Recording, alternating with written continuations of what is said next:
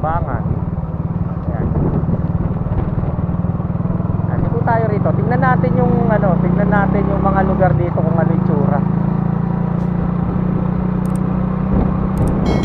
Bago tayo bumalik doon sa dulo ng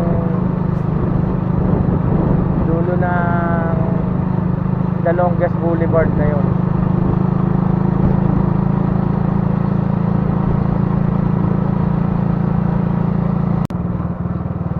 Ayan mga guys, may highway dito. Hindi namin alam kung papunta ba saan to, pero let's try this, kung saan papunta to. Ayun, may naka sign.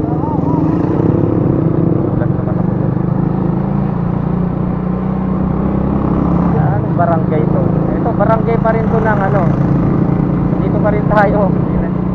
San Roque, barangay San Roque. Ha? Oo, maghahanap lang tayo ng, titignan lang natin kung anong meron dito sa loob nitong barangay San Roque na to. Tapos mamaniobra na tayo. Tsaka tatanungin din natin kung tatanong tayo sa mga tao rito kung saan papunta yung dulo nito, para in case na bibiyahe ulit tayo, may mga alam tayong daanan. Sige, magtanong tayo mamaya. Ayun, yung H, ano ba yung H?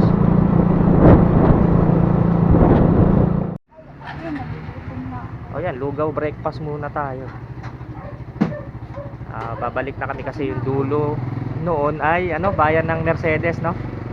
Bayan na ng Opo. Mercedes. Punta na kayo dyan, Peaceport din. Opo. Peaceport po siya. Oo, Malapit na po ba? isda. Opo, malapit na po. Oo. Yung mura lang yung tilapia. 40 ang Kilo? Mura. 40 ang kilo. Ano pa po? Yan mga guys, yun ang almusal namin ngayon.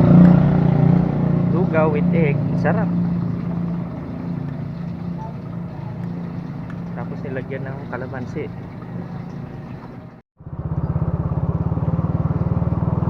Hindi bakit bawal? Ayun mga guys, nandito tayo ngayon sa Mercedes Municipal Peaceport ng Camarines Norte. Pwede pa siguro. Yan, ticket. Baka ticket. Wala na. Ayan mga guys, ito yung pinaka Peaceport nila.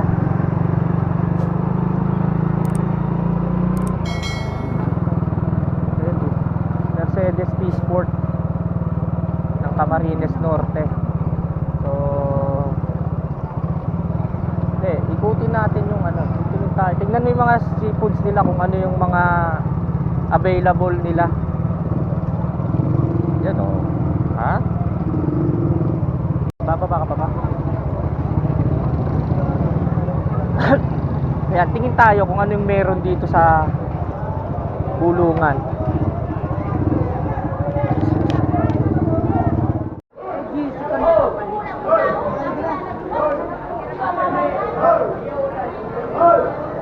Man.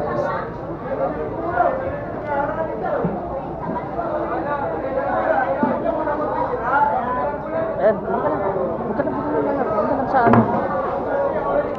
Sa kuya ng suki. Tara. Uy, pagi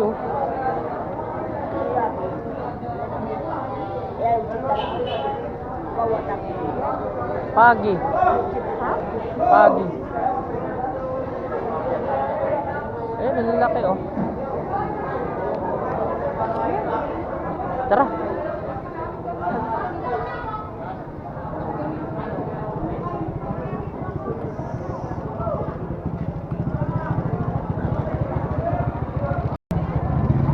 Butin pa natin yung Peaceport nila. Di ba? Ayan, yung mga sariwa yung mga isda nila. Yun, balik na tayo. Butin natin tong buong buong Peaceport.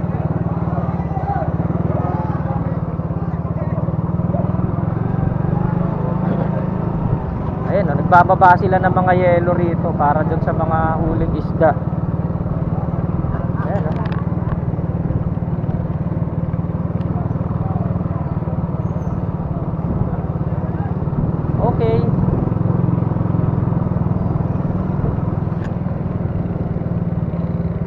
isdaan nila rito. Ito yung pinaka fishport ng Mercedes, Camarines Norte, Bicol. So labas na tayo, kita na natin yung loob eh.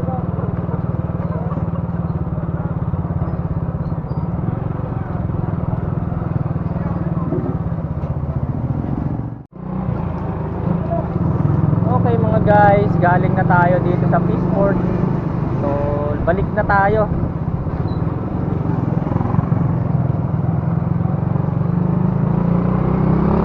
Tinignan lang naman natin kung ano yung meron dyan sa fishport. Yun, natuklasan namin sa fishport pala maraming isda.